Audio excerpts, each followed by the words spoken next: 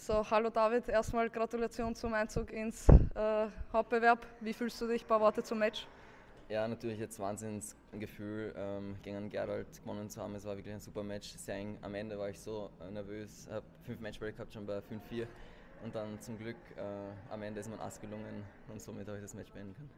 Sehr gut. Nach einem toughen Battle, nach fast 3 Stunden, wie fühlt sich das an, gegen jemanden zu spielen, der auch aus Österreich ist, den man schon seit Jahren kennt? Wie ist das Gefühl?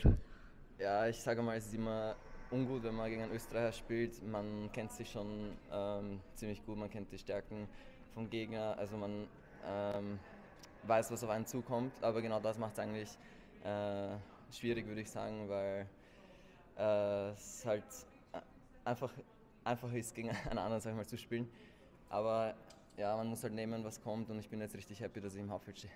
Sehr gut. Wir wollten dich noch fragen, wie es dir hier gefällt im Falkensteiner Punta Scala Resort und das Turnier allgemein. Wie gefällt es dir hier?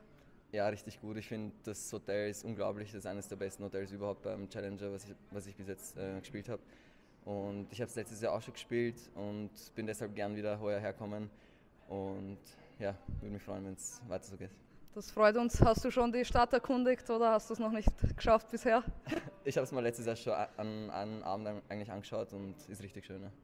Sehr gut. Wir haben dir gestern noch ein Geschenk gegeben, die Flasche zum Wasser filtrieren. Hast du schon ausprobiert oder noch nicht? Ja, ich habe es schon mal ausprobiert und es wirkt wirklich gut. Ja. Sehr gut, das freut uns. Dann viel Glück noch im weiteren Turnier und wir sehen uns bald wieder. Dankeschön.